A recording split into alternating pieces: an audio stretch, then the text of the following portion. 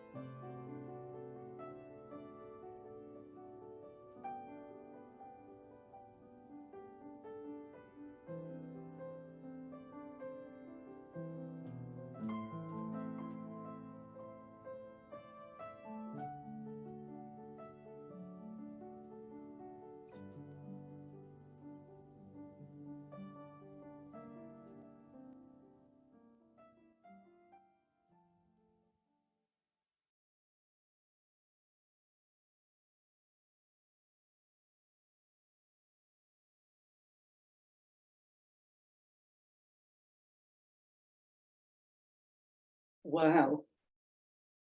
Good evening, everyone. So tonight's meeting, which is being presented by Dira and I will see you again on Thursday. But the meeting tonight is about establishing our self-realization. So if you've just joined us, then you're welcome to get yourself a foot soak bowl. I'm actually going to foot soak while we're having our meditation.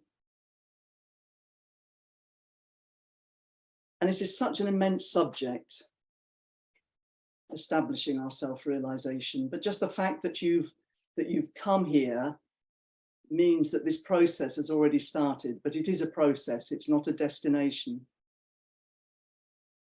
And if I talk about my own experience, so 30 years ago, I'd never committed to anything, and I happened to have been brought up in a Christian family, but I thought it's not logical, because what if I'd been born in China or Timbuktu or the Middle East or something? It's, you know, clearly there's more, there's something that's deeper even than this, you know, religion. And I remember actually being in a squash club at a sort of disco thing. And I looked around me and I just, in my heart, just said, please, God, let there be more to life than this. I mean, this is when I was in my 20s. And so there's something, when we get our self-realization, that actually connects us to something which is deeper. Well, it's the power that created everything. We can give it whatever name we want. It's, you know, it will mean different things to different people, but it's what makes the trees grow. It's what makes babies grow. It's what creates the beautiful scenery and the sunset and the sunrise and the moon and all the planets and stars. Something so awesome that we can only stand and gaze in wonder. Wow, I'm waxing lyrical. But once I'd got my self-realization, I don't know why, but I just found that I had committed to it, in that I meditated every day. I didn't do it right. I sat on the bed. I didn't put my feet on the ground. It's much better to put your feet on the ground and your hands palm upwards on your lap. I didn't do that. It's better. It actually really helps to meditate with a photograph of Shri Mataji, because her photograph itself gives out vibrations in the same way that we as people give out a vibration. Shri Mataji herself did when she was here, and her photograph gives out vibrations, so that helps. It also helps if you've got a candle. I didn't necessarily have any of these things, but there was something that made me get up every morning and before doing anything else, sit and meditate. And then slowly, I learned about that it's better if you sit on the floor, or you sit with your feet on the floor, all sorts of things. But this is all stuff that basically, when it's time, you will learn these things. But for the moment, I would say the important thing is you have to meditate every day. Once you've got your self-realization, to establish it, meditate every day. Don't do it because I tell you, but if you want to actually get that wonderful feeling, suddenly life is going your way and you're being looked after, then meditate every day. All I can say is try it. Now let's get down to practicalities. Keep an eye on the time. So, establishing your self-realization, just check always how you're doing at the top of your head. Is it cool? Is it hot? Is there nothing? And as I said, getting yourself a foot soak bowl. So every evening when you finish the day, come in from work or what have you, or if you're by the sea, go and put your feet in the sea, whatever it is, just get yourself a foot soak bowl, put your feet into the salty water, and you just feel it cannot but help make you less stressed or de-stress you. So actually I've got a foot soak in front of me. I'm now going to put my feet in a foot soak, and let's have a meditation. So I'm going to do a little meditation, and then there's going to be a talk given by Shri Mataji, and then Dira is also going to lead another meditation and talk a little of her experiences, and then that will be it. Okay, let's together raise our Kundalini and put on a bandana. So just take a couple of breaths, just relax. Let all the stresses of the day leave us. Now is the time to dedicate to ourselves. Now is the time to dedicate to establishing our self-realization. And so we raise up the central channel, the left hand and the right hand goes around it, and up to the top of the head, and we tie a knot.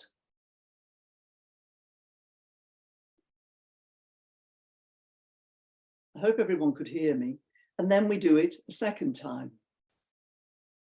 Up to the top of the head and tie a knot. And then a third time.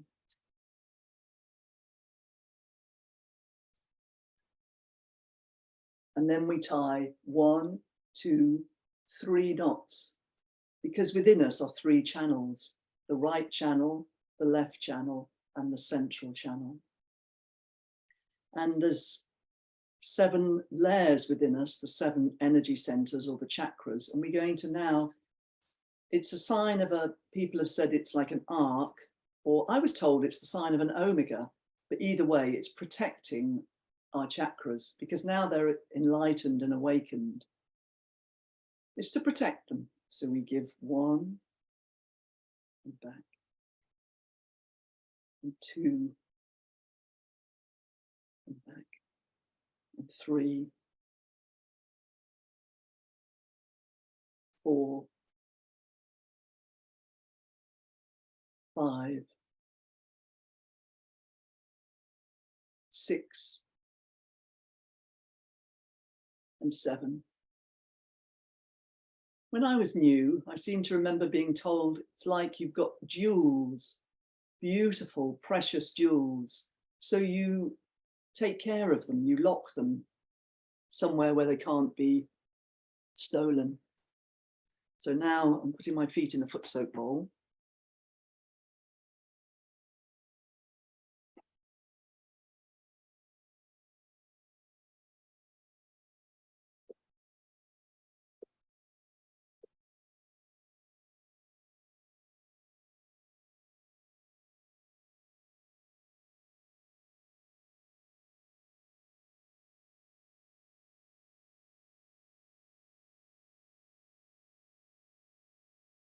So now just feel how you feel on your hands and inside yourself.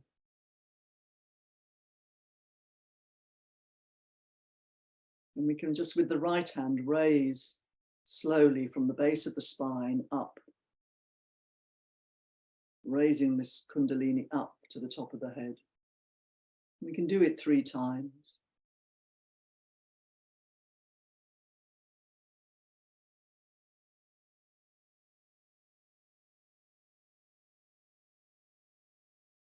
You can see whether it's cool or warm, or then put up the other hand, the left hand, and see what you feel.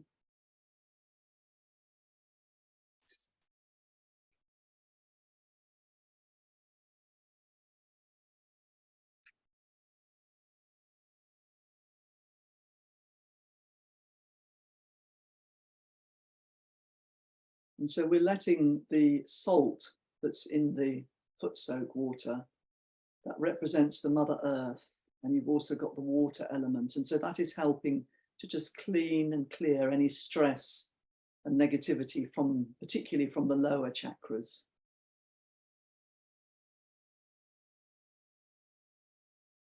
And just take a minute to be silent.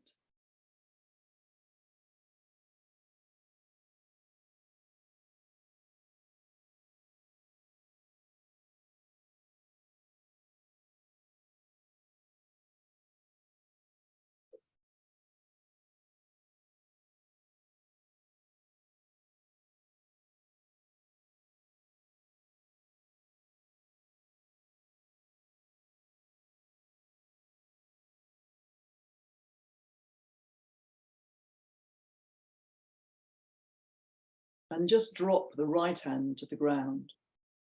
So this then helps to clear the left side.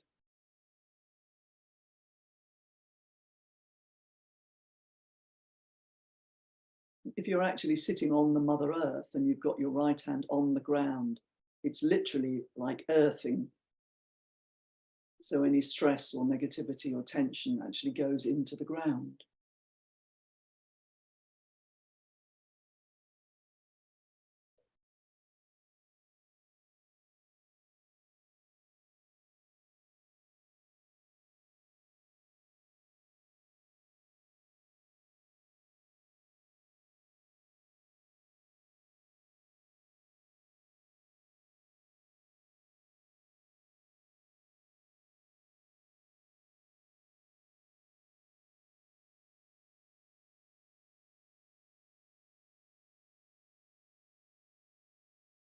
And I'm just going to sing one thing, which I know Tim did during the 21-day course, and just see how you feel as you hear this sound.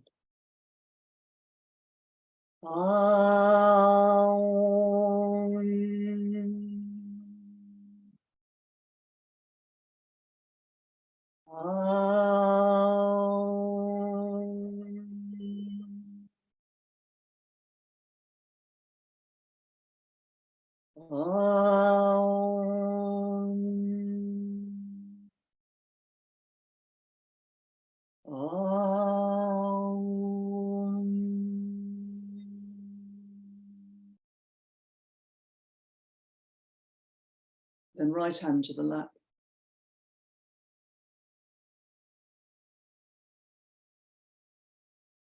And raise the left hand so the palm is facing behind you.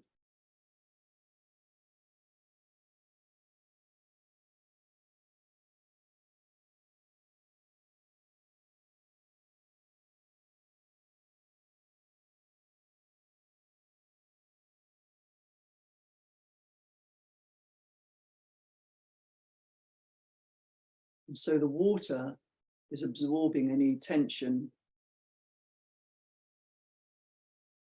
from the right side. And the left hand in the air is allowing any tension in your upper chakras, of all of your right side, to go into the ether, into the air, where it's then turned into vibrations.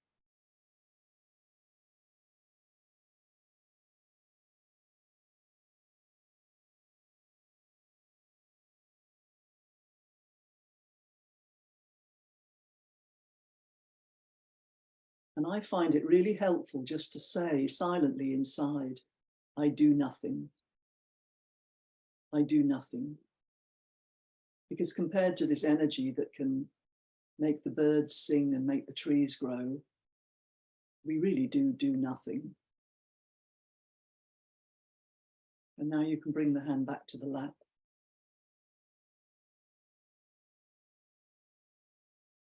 And if you want, press on the top of the head and just leave your awareness or your attention at the top of the head.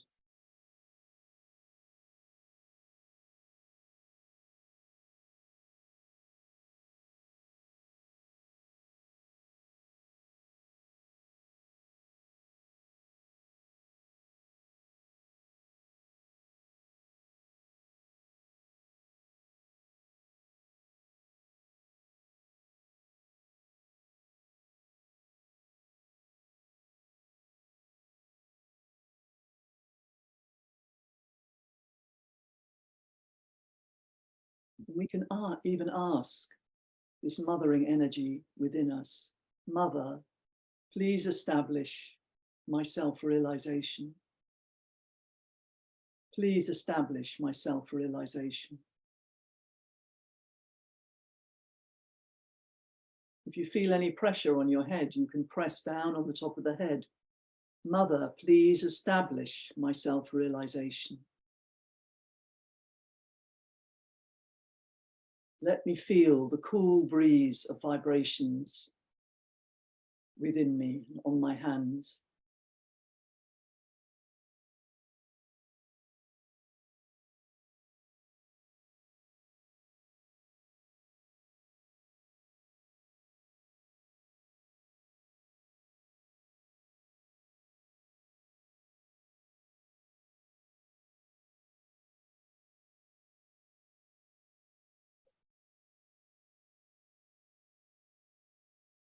And now take the water that's in the jug and just rinse your feet.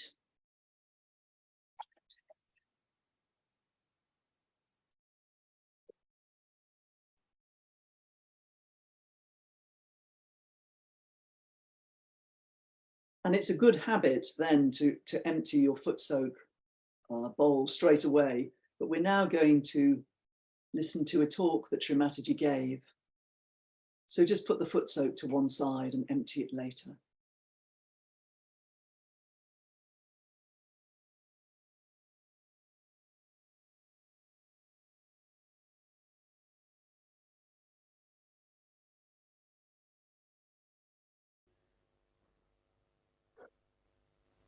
I bow to all the seekers of truth.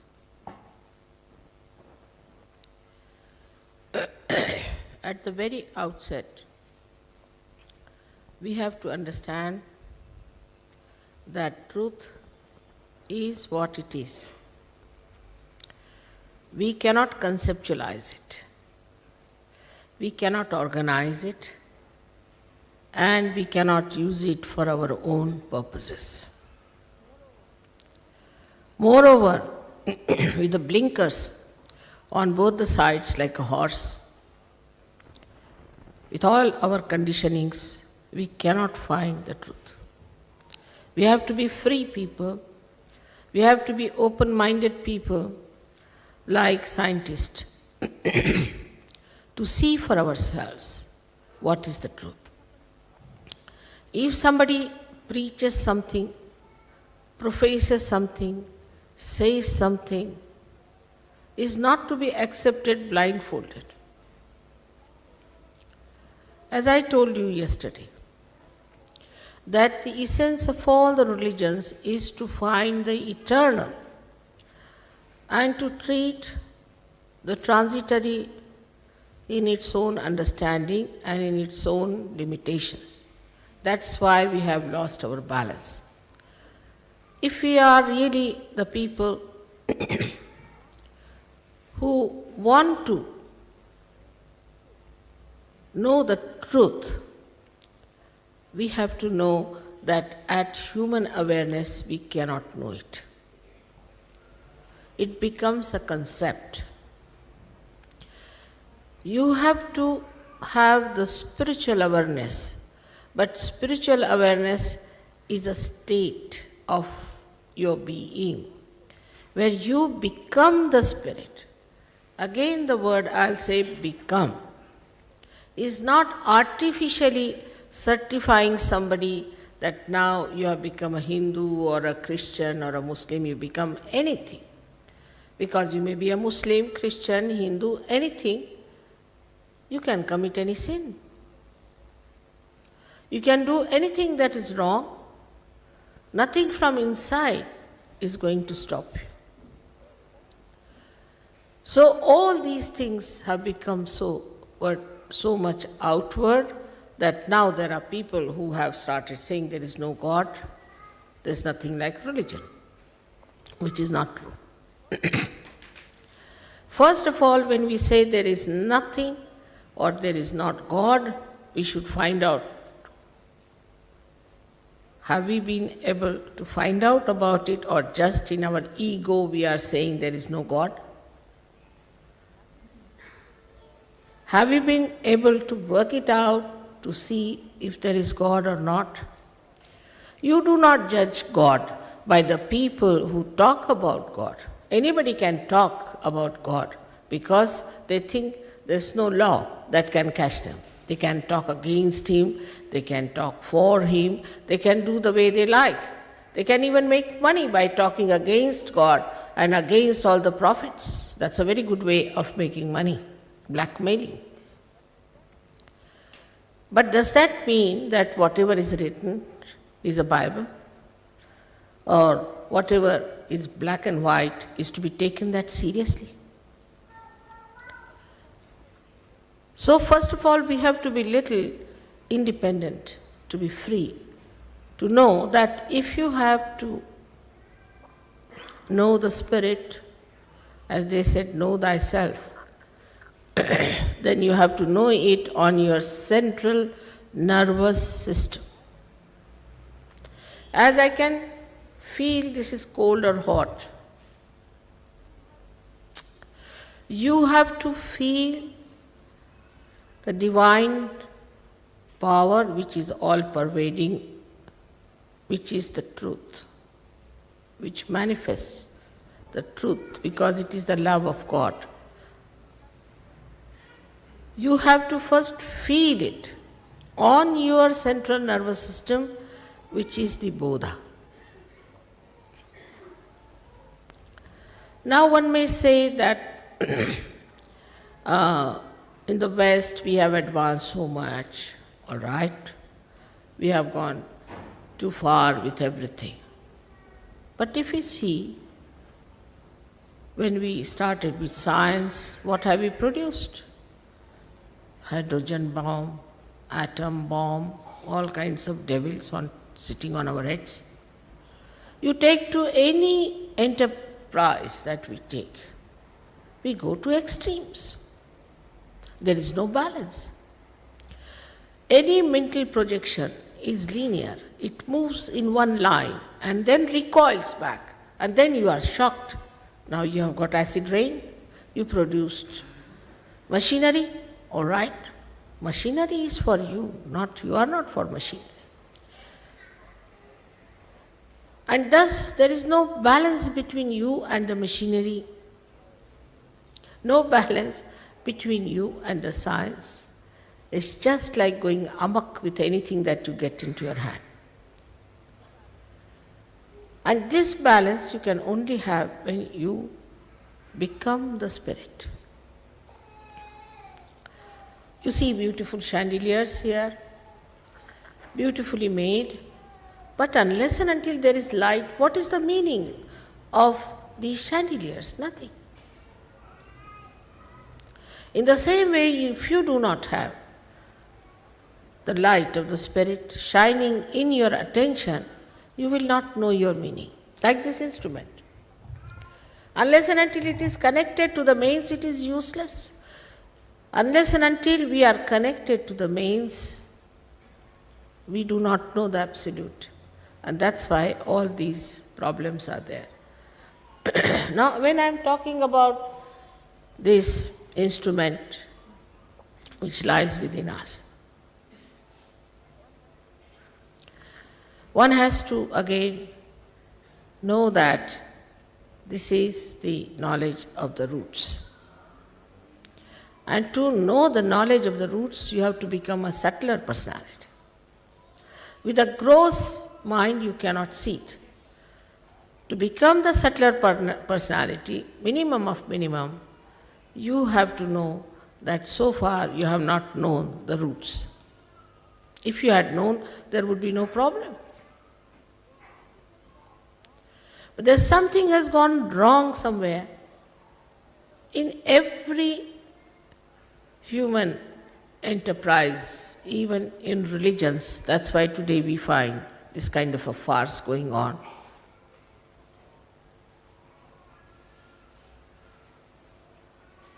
And what is gone wrong is that we have to seek the eternal. Maybe it might look a little different. For example, Buddha and Mahavira did not talk about God at all. I also did not talk about God for 4 years,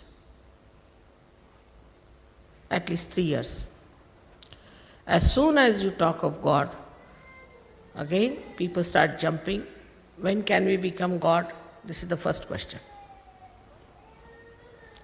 So first you become the self, the first step. That's why they did not talk. They said first you become yourself. Unless and until you have your eyes, how can you see the colors? So first have your eyes. It is for your benevolence that you better get what you deserve. What is your own? It's your birthright as a human being to become the spirit. That is what Sahaja Yoga is. Saha means with and Jai is born. Born with you is the right. To get this yoga is the union with the divine.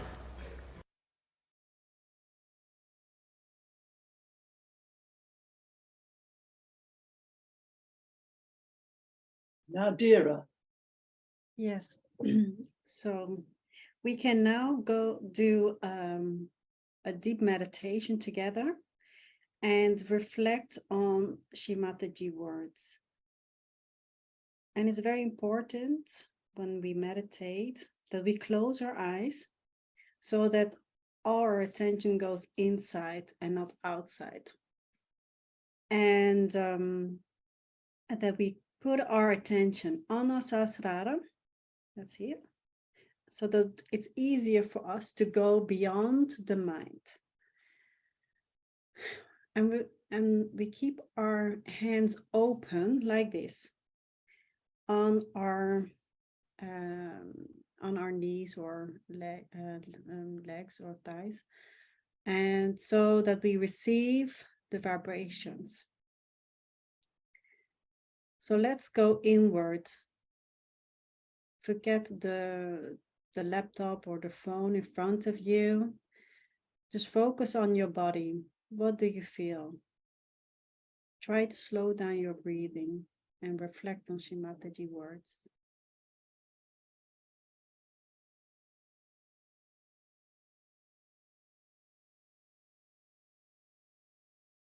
We don't need to reflect in or with our mind.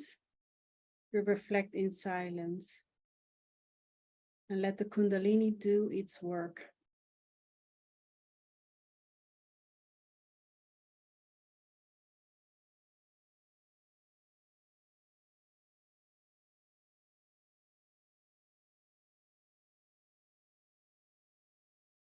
Mother Kundalini, I completely surrender to you. I fully trust that you will help me to establish my self-realization. You will help me to transform, to become a peaceful and loving person. You will help me to clear my left channel and overcome all my past troubles, traumas, all the heaviness coming from emotions from the past, all the impure desires. I fully trust my Mother Kundalini.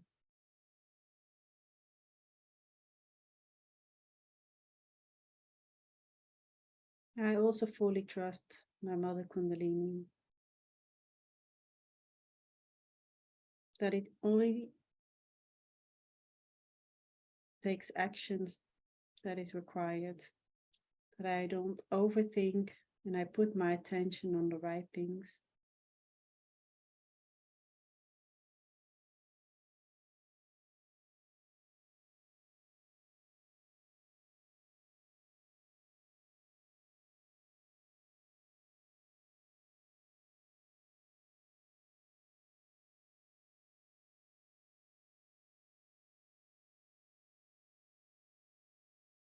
With all my heart, I surrender to all the plans that God has for me. I surrender to the love that God has for me.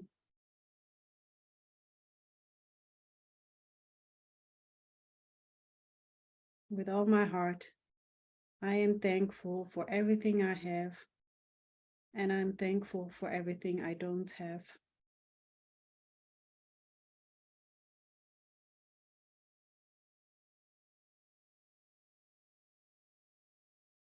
Mother Kundalini, please establish my self-realization.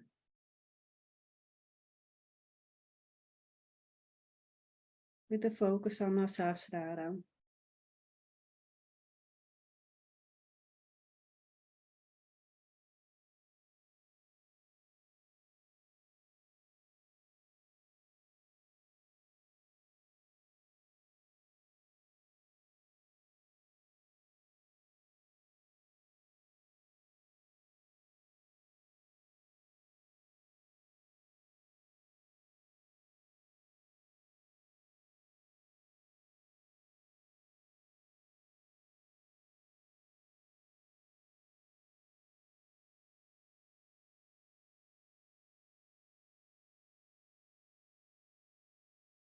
Mother Kundalini, please establish my connection with the all-limited, my connection with the absolute, my connection with the true love, my connection with the divine. Let me just go beyond my little self and be part of the ocean.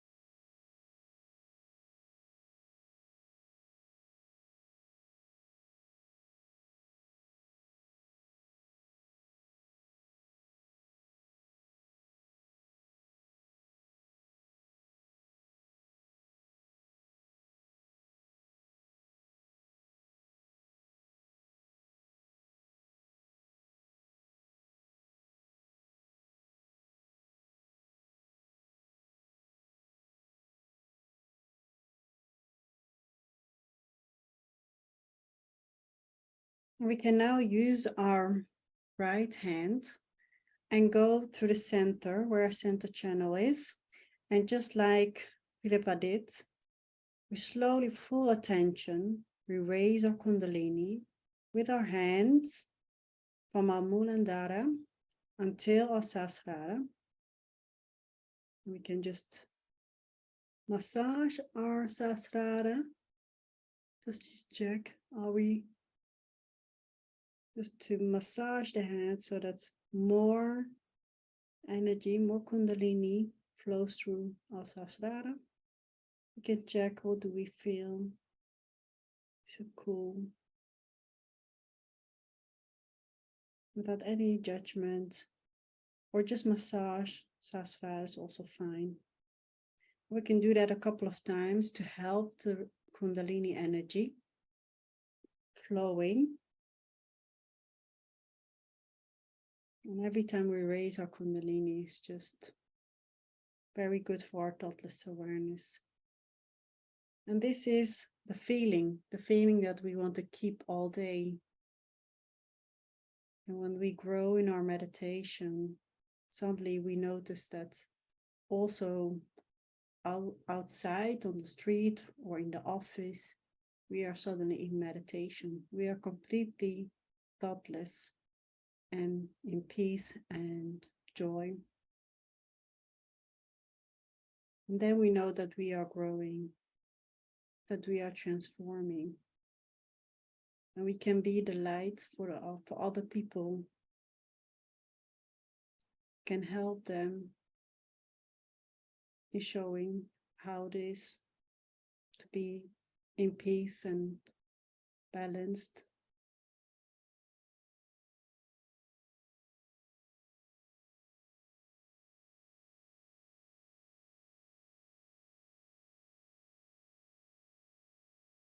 And that this is all possible because of Mother Kundalini.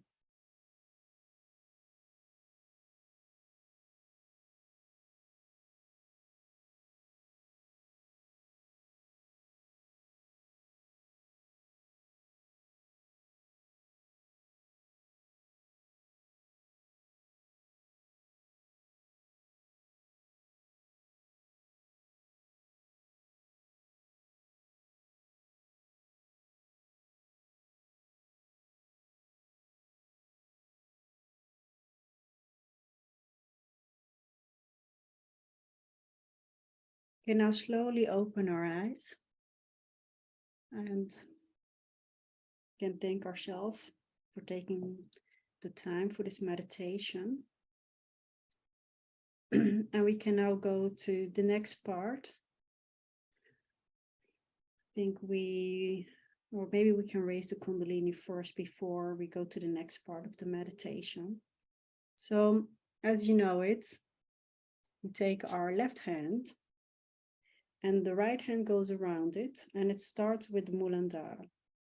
And slowly, with full attention, raise our Kundalini above our Sahasrara. It's even better when you tip your head. First not, and then you do it again. Full attention. This is still part of your meditation. 1, 2, for 2 channels. Because we have 3 channels, we're going to do 3 knots. 1, 2, 3. And as Philippa said, after being in such a deep meditation, we want to keep the vibrations on our chakras. So we have 7 chakras, so we start just following our shoulders and the flow of our body. That's 1, 2, 3, 4, 5, 6, 7.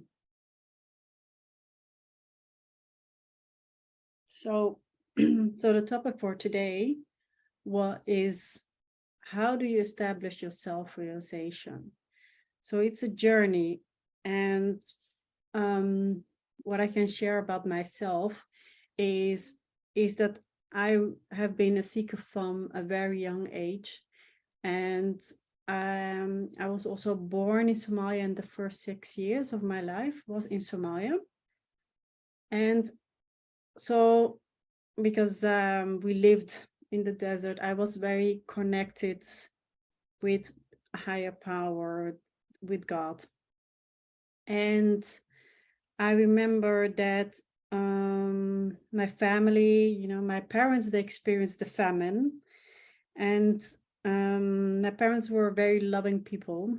And I always thought, from a very young age, I thought this world is really out of balance, because how can it be that some people are hungry and have to starve? And I never saw them suffering, but I thought this world is very out of balance. People are out of balance, and I thought there's no evolution in this world.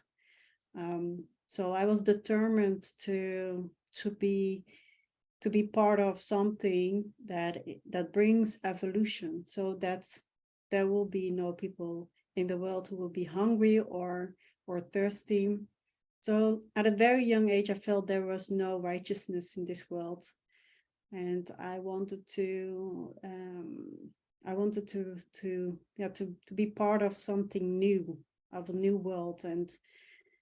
And so I was seeking, and I did seeking first in all the books, like Eckhart Tolle, and I was lucky that I didn't follow gurus, because it can be tough, to unfollow gurus that are not good for you. But I was very good in reading, and I have also Muslim background, and I also noticed that although most people were really with their heart, it didn't bring transformation, and I was really looking for transformation. And when I found Sahaj, what I really liked is that all religions were so clearly explained what the role was. And Sahaj was the first thing that really brought me transformation. I started to think less, and I felt more presence of the divine. And I saw a transformation in myself, and people saw also in me. And I started to see the light becoming bigger and bigger in my life. And I knew it was possible to transform, and there's something new to live for, and there was Sahaja Yoga brought me a lot of hope and a lot of change in myself, and also a lot of joy in myself. And then people see it as well. And I noticed the Sahaja Yoga people were also very different than other people in other religions. So that brought my to determination, transformation, and what I've seen in the world. And that's so if I can only say that if you continue meditation with Sahaj, the transformation will happen if you stick to it. It's not a quick fix. So Philip and I will do now the wrap up together. Dira, thank you for that lovely meditation, and also your story. It's so lovely to actually hear different people and their path and how they came to get their self-realization. So thank you for sharing. So now, so the important thing I feel to say is, because we don't have time for questions, and anyway, I think we have breakout rooms only on a Thursday. But the thing is to get a mentor, because then if you have a mentor, then perhaps you can ask any questions that you want to, you can speak to them, perhaps meditate with them. And so here, there's a link to sign up, or I think you can just post in the chat, but I'm not particularly technical, so follow what it says on the form.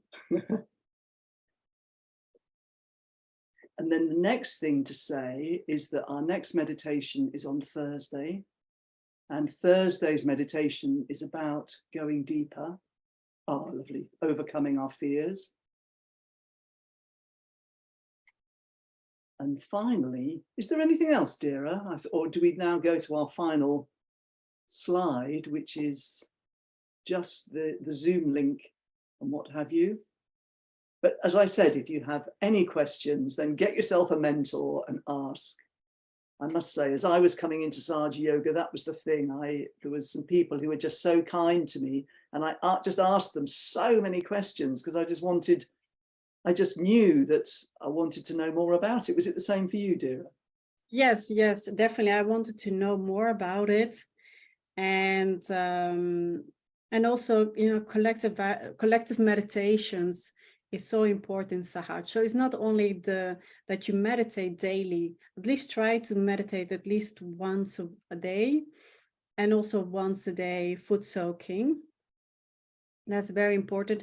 And try to do as much as possible collective, because when you're surrounded with people who striving for the same thing, like transformation, being really happy from the inside instead of focusing on the outside, the physical world, which brings you for a brief moment, happiness, like a new car or a promotion, you know, it's all very brief. But if you have inner happiness, it's internal. And so yeah, please surround yourself with people to meditate together. Also people, of course, who have also their Kundalini awakened, and that's Sahaja yogis. And we have meetings across London and across UK. And of course, these meetings online. Collective meditation are very powerful because then you have the highest vibrations. Lovely. Thank you very much. Anyway, so I think there's been time for anybody who wants to sign up for the mentorship program. And it's time for us to say goodbye. Thank you for joining us. Thank you for joining us. So nice to be with you and meditate together with you. I want to wave. Bye-bye. Bye.